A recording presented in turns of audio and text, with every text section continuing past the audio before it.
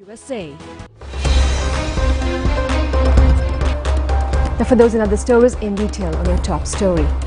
The World Bank's investment arm, the International Finance Corporation, agreed to extend a $400 million in cross-currency swap facility to help Sri Lanka with the fund essential imports. At the Cabinet press briefing held today, Cabinet spokesman Minister Bandula Gunawarthana says that this has been granted to 3 private banks. Minister Bandula Gunawarthana said that $400 million have been received to import essential items including medicine, food and fertilizer. Journalists inquired the minister regarding the possibility of granting funds.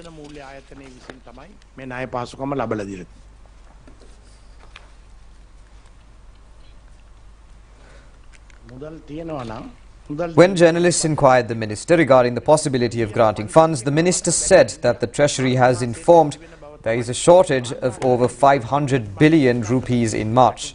It is compulsory to pay pensions, salaries and some of the allowances. Paying interests for loans cannot be stopped. The debt servicing in this month cannot be evaded. The Secretary of the Treasury has informed the courts regarding these difficulties. A journalist raised a question whether the premiership will be changed. The minister said the post of Prime Minister or the President will not be changed until the next election. It is not reasonable to divert the main issues of the country, highlighting minor issues. Now, the Cabinet has given its approval to a proposal to establish a National Contributory Pension Fund. This proposal has been presented by President Ranil Wickremesinghe. The proposed National Contributory Pension Scheme will be applicable to the individuals newly recruited to the government service, whereas those recruited to government service after the month of January 2016 can contribute to the proposed National Contributory Pension Scheme as per their consent. Accordingly, 8% from the basic salary of the employee and 12% from the employer should be credited to the proposed fund when a state employee is recruited to the state service. An independent entity governed by a board of management to manage the proposed contributory pension fund will be established, and a fund manager with special skills will be appointed for the management of the funds. The proposed national contributory pension system will be applicable to the employees recruited to the state sector in future. Approval of the Cabinet of Ministers was granted to implement a program to distribute Nadu rice purchased by the government for 100 rupees per kilogram, with the objective of ensuring a fair price for the paddy farmer among low-income earners free of charge. The purchase of paddy, production of rice and marketing will be exempted from the Social Security tax. The Cabinet approval has also been granted to complete the inspections, investigations and other related procedures carried out by the Sri Lanka Customs on the goods detained by it. Accordingly, 5-member committee of Cabinet and State Ministers will be appointed to make recommendations regarding the amendments that should be made to the existing Customs Ordinance. The Cabinet of Ministers also approved the implementation of a pilot project to operate battery-powered electric buses. The Sri Lanka Transport Board, with a partnership of state and private stakeholders, will be implementing this project centering the Colombo and Gampaha districts. Approval of the Cabinet of Ministers has been granted to introduce a new act to reimpose the Prevention of Terrorism Act No. 48 of 1979, which is already in force. Therefore, the clearance of the Attorney General has been granted for the bill draft by the legal draftsman. This is the proposal made by Minister Wijayadasa Rajapaksa. The government has issued a special gazette notice declaring the services of ports, airport and the services relating to passenger transport as essential services. The notice has been issued under the signature of President Ranil Wickremesinghe. Accordingly, embarkation of passengers or goods, departures, compartments, unloading, storage, distribution of food and beverages, consumer items, coal, fuel and oil from the vessels docked in harbours have become essential services. Public transport services are also essential under this gazette notice. Under Clause 235 of the Customs Ordinance, these services have been interpreted. Accordingly, maintenance of roads, bridges, culverts and providing facilities to airports, harbours and railway or air freight and commuter services have also been declared as essential. The appeal court has issued a writ order against the proceedings of 2 cases filed at the Colombo High Court against former Finance Minister Ravi Karunanayake under the Public Property Act. The appeal court issued this order considering 2 writ petitions filed by former Minister Ravi Karunanayake. The Attorney General had filed these cases before a 3-bench High Court judges in Colombo under the charge of misappropriation of state funds in 2 treasury bond auctions held in 2016. The petitioner informed the appeal courts that charges made against are detrimental to the law and asked to release him from these cases. The Colombo High Court ordered to re-summon the case against Tilini Priyamali on the 5th and 7th of June. When the case was summoned today, respondent's lawyer stated that the case can be settled by paying compensations to the relevant parties. However, the lawyer requested to fix a date for the hearing of the case as the compensations will be made today to the affected parties. The Attorney General has filed this case against Tilini Priyamali under the charge of issuing a fraudulent cheque worth 8 million rupees for purchasing a vehicle from a person in 2013.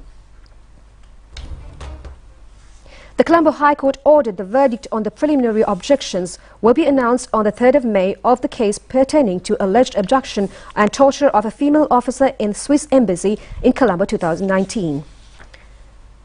The Colombo Additional Magistrate Rajendra Jayasuriya ordered today to release 4 suspects on bail who were in remand pertaining to a kidney racket at a private hospital in Borala. The courts informed the relevant parties to report the progress of the relevant investigations on the 21st of March. The Supreme Court ordered today to summon the fundamental rights petition filed by Mujibur Rahman, who contests the elections for Colombo Municipal Council on the 14th of this month, for further consideration. The complainant filed this petition on behalf of SJB, requesting the courts to issue an order to prevent the obstructions made by the government against the local government polls. The Supreme Court granted permission to the Election Commission and the lawyers of the petitioner to submit the documents relevant to the petition before the 14th of March. Now, the ambassador of the United States to Sri Lanka, Julie Chung, says that building a prosperous Indo-Pacific is more critical now. She also said that relations between Sri Lanka and the United States are broad and deep. Ambassador Chung made these remarks addressing an event organized by the Sir John Kotalawala Defence University yesterday. And we're also reminded that good economic governance and good political governance go hand in hand. So let me be clear, the U.S. is Sri Lanka's partner and stands with Sri Lanka as it navigates through this difficult time. The U.S. is also Sri Lanka's largest single-country export market, accounting for $2.8 billion of the $11 billion in goods Sri Lanka exports annually, with this number growing even during COVID, and Sri Lankan companies exporting to the U.S. accounting for more than 180,000 Sri Lankan jobs. And that's why the U.S. is fully committed to supporting Sri Lanka as you navigate the process of obtaining support from the IMF, and I hope that we can very quickly see a commitment on specific and credible financing assurances from all major countries invested in Sri Lanka's future to help Sri Lanka get back to the path to economic recovery. The government, semi-government and private sector employees have declared a token strike tomorrow in protest of several issues, including the tax revision of the government. The trade union representatives say that this trade union action will be carried out in accordance with the Essential Services Act. Co-convener of the Railway Trade Union Allowance, SP Vithanage, says that employees of government, semi-government and private sector will engage in a huge protest. The union have declared a national protest day. Many services are to be curtailed tomorrow. Therefore, the government is following a suppressive action against trade unions. General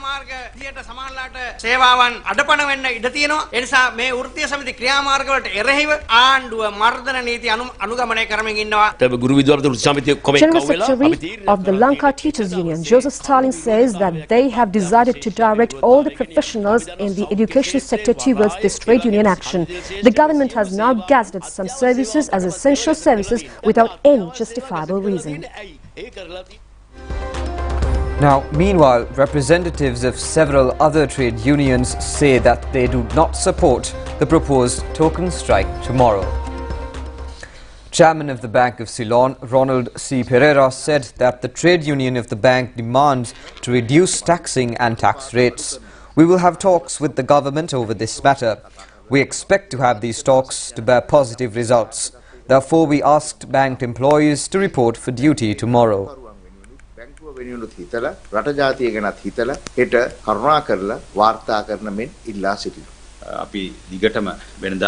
Chairman of the People's Bank, Sujiva Rajapaksa, said that they request the bank employees to extend their support to continue the services for customers.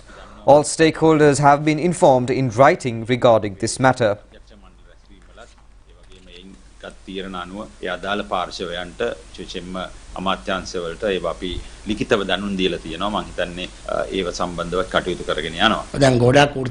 Chairman of Lanka Private Bus Owners Association, Gamunu Vijayaratne, said that private buses will not take part in any strike.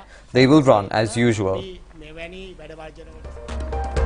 Now, a meeting between the National People's Power and the members of the Election Commission was held today at the Commission. Leader of the NPP, Kumar Dissanayake, and the General Secretary of the JVP, Tilban Silva, and several others joined the meeting. Leader of the NPP, Kumar Dissanayake, said that under the existing law, if the polls is postponed, the date after a period of 21 days should be announced. Our request was to declare the new date within a very short period. The political parties and the Election Commission have already made expenses prior to the election.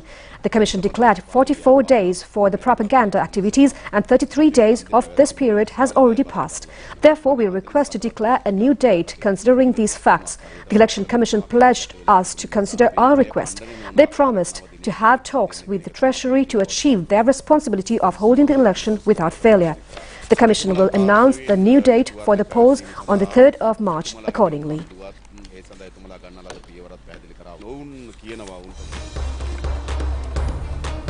Now, the chairman of the People's Bank and the Bank of Ceylon both emphasized that their respective banks are ready to serve their customers tomorrow. They expressed their confidence that it is the responsibility of all public servants to support the government's program to build the country's economy and that bank employees will do the same. These issues were revealed at a meeting held at the Presidential Secretariat today regarding matters in the banking industry. The discussion was attended by the heads of state, banks and trade union representatives as well as senior advisor to the President on National Security and Chief of the President's Staff, Sagala Ratnayaka, and the President's Secretary, Saman Ekanayaka. There was extensive discussion about how to keep the banking operations running so that government programs are not disrupted and customers are not inconvenienced. Chief of the President's Staff, Sagala Ratnayaka, pointed out that it is not a good situation for the country to send the message to the international community that the banking system is inactive at a time when the government has taken extensive measures to create financial stability in the country. Although it is the common tradition to issue circulars containing arrangements such as handing over the keys on the day of strike, handing over the keys of safes containing gold, when bank employees take union action, this has not occurred in relation to the joint bank union action scheduled to take place tomorrow. This was revealed during the discussion. Accordingly, the chairman and the main management of the banks agreed that the steps will be taken soon. A proposal was made today to pass a motion in Parliament requesting to release the funds allocated for the election by the budget of 2023 for conducting the local government polls. This proposal was made by a group of representatives of the opposition, led by opposition leader Sajith Premadasa, at a meeting with the Speaker. A party leaders' meeting in this connection is scheduled to be held tomorrow. This meeting was held at the Speaker's office in Parliament, focusing attention to holding the election and obtaining funds for it. Meanwhile, another group of opposition has met the Election Commission today.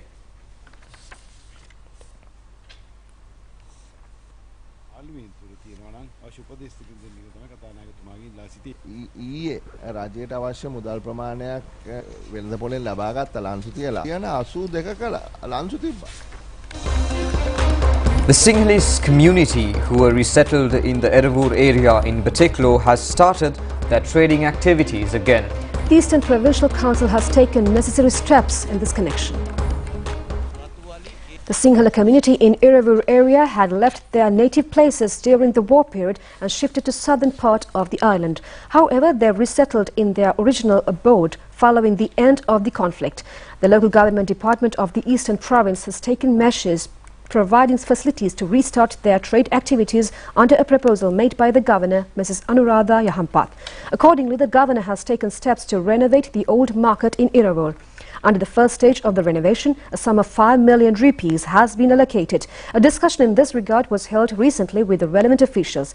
Commissioner of Local Government, Batiklo District, and several other officials were participated in this discussion. Now, the 23rd death anniversary of Japanese philanthropist Takiko Yoshida, who pioneered new access for early childhood in Sri Lanka, falls today. President Ranil Wickremesinghe has issued a special commemorative message in this connection. In his message, the President says that the Sri Lankan society commemorate the services rendered by Buddhist philanthropist and social worker Takiko Yoshida with pride and gratitude. She has achieved a priceless service for the early childhood education in Sri Lanka by starting the Yoshida preschool in the Sapugaskanda area in 1977. She has worked collectively with Venerable Banagala Upatissa Thera and helped the Thera to gain an outstanding skill in conversing in Japanese. Takiko Yoshida was honoured with the highest felicitation of the Sri Lankan government, Lanka Ranjana Award. President Ranil Wickremesinghe further says that Venerable Banagala Upatissa Nayaka Thera may be able to carry forward and continue the services initiated by late Takiko Yoshida. The Police Media Division issuing a communique says that the news carried out by a private radio channel and a website regarding an attempt to assassinate the president is totally false. The Police Media Division stresses that the CID has not received any information on such a conspiracy. A private radio channel has carried a news that the CID has started an investigation in a conspiracy of assassinating President Ranil Wickremesinghe. According to that radio channel, a group connected to a political party in Sri Lanka has conducted a discussion in a foreign country over this matter. According to that news, they have decided to kill the president within a period of 2 weeks. Police Media Division vehemently reject these facts and stressed that the CID has not started any investigation on such a matter. Now, Pakistan Navy Commander Admiral Mohammad Ahmad Khan Nizai met Prime Minister Dinesh Gunawardene yesterday at the Temple Trees. They focused attention to further expand marine activities between Sri Lanka and Pakistan. Accordingly, the Prime Minister pointed out that as Sri Lanka is located close to international sea routes, the country is keen on marinal peace and safety. The Pakistan Navy commanders stated that they will extend their fullest support to implement Sri Lanka's policy on ocean security and peace. Pakistan will continue providing training opportunities to 3 armed forces in Sri Lanka. The Prime Minister's Secretary Anuradha Dissanayake and several Pakistan defence officials were also present in this occasion.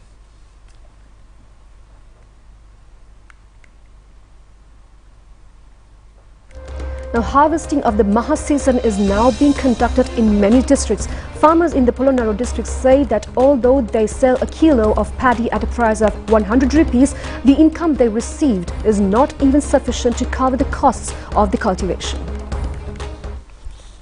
The farming community in Madirigiri Divisional Secretariat area have faced immense difficulties. They point out that non-availability of fertilizer at the proper time and damages caused by wild elephants are the major cause for reduction of harvests. Even the meagre harvest they collected is grabbed by private traders at very low prices, up to 60 to 80 rupees a kilo. The farmers say that although the government has announced a certified price of 100 rupees a kilo, they are unable to sell at this price. And that's a wrap of local news. Stay tuned for foreign news coming up next.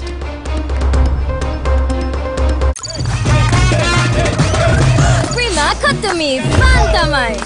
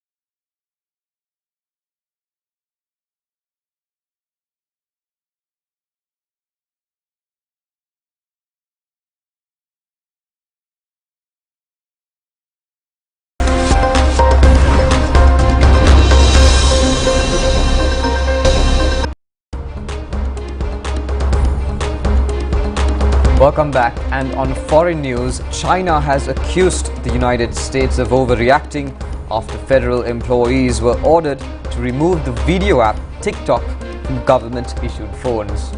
The White House gave government agencies 30 days to ensure that employees have not installed the Chinese-owned app on federal devices. The order follows similar moves by the European Union and Canada in recent weeks. The ban imposed by Canada came into effect from today. China's foreign ministry accused the US of abusing state power and suppress foreign firms. Western officials have become increasingly concerned on the popular video sharing app owned by Chinese firm ByteDance. In recent months, TikTok has faced allegations that it harvests users' data and hands it to Chinese government, with several intelligence agencies worried that sensitive information could be exposed when the app is downloaded to government devices. TikTok has said that it would not comply with an order to share user data and insists it operates no differently from other social media companies. Now, child labour breaches have soared in the United States as businesses are grappling with staff shortages, resort to illegally using teenagers to fill graveyard shifts. The Biden administration said yesterday that a new task force will be established to crack down on an explosion of the illegal exploitation of migrant children for labour in the United States. The United States government has announced plans to clamp down on child labour in the country following a surge in violations and news reports detailing the illegal employment of underage refugees and migrants in dangerous industries. US officials said that the Department of Labour had seen a nearly 70% increase in child labour violations since 2018, with 835 companies found to have violated child labour laws in the last fiscal year alone. The proposed joint task force by the Department of Labour and the Department of Health and Human Services, responsible for unaccompanied minors arriving in the country, will seek to improve information sharing between the two agencies. A parallel initiative by the Department of Labour will focus on better enforcement of existing laws, especially in regions and industries where offences were most widespread. The uptick in illegal child labour coincides with a massive influx of unaccompanied children fleeing poverty and violence in Latin America, resulting in the referral of 130,000 minors to US government shelters in the last fiscal year. Now, more than 304,000 US homes and businesses were still without power on Monday afternoon following a weekend of wild winter weather that wreaked havoc from coast to coast. Millions of people across the US are bracing for more heavy snow and strong winds across the country as the threat of devastating tornadoes lingers through the Midwest. The National Weather Service has warned over the continuation of frosty conditions and furious gusts over the weekend. California was doused in snow and ice, leaving even low-lying areas dusted in white, to the delight and alarm of residents accustomed to more balmy conditions. Deluge of rain battered the southern state, causing cascades of water and rock slides down saturated hillsides, and flooding streets have left thousands of Californians without heat when temperatures plummeted. Now, a temple in the southern Indian state of Kerala has introduced a mechanical elephant to conduct its rituals. The initiative by authorities at Irinjadappilli Sri Krishna Temple in the Thrissur district is part of their pledge to stop using live animals for any festivities. The model was donated by People for Ethical Treatment of Animals India and actress Parvati Tiruvottu. Chained, saddled and decorated elephants play an important part in temple festivals in Kerala, and the state is home to about a fifth of the country's roughly 2,500 captive elephants. For years, animal welfare activists have flagged concerns about their treatment. The Centre for Research on Animal Rights last week has written to the state's chief minister on the increased mortality of the mammal, indicating that 138 captive elephants had died in Kerala between 2018 and 2023. In a statement issued yesterday, PETA said that subjecting live elephants was cruel.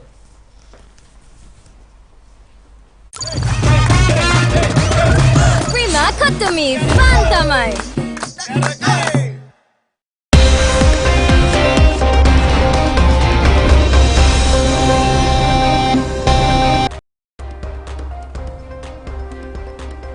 Now, in a sports update, Argentina's player Lionel Messi won the Most Outstanding Football Player of the Year 2022.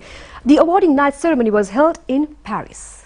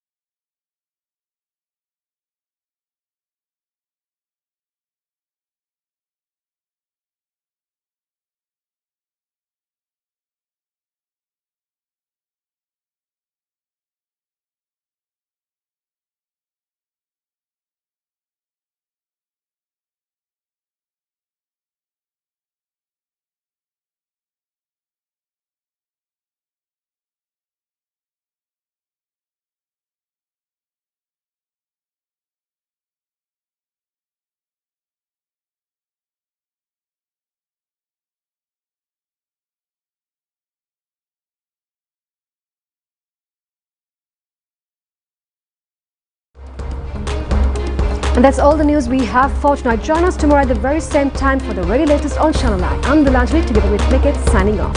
Good night. Good night.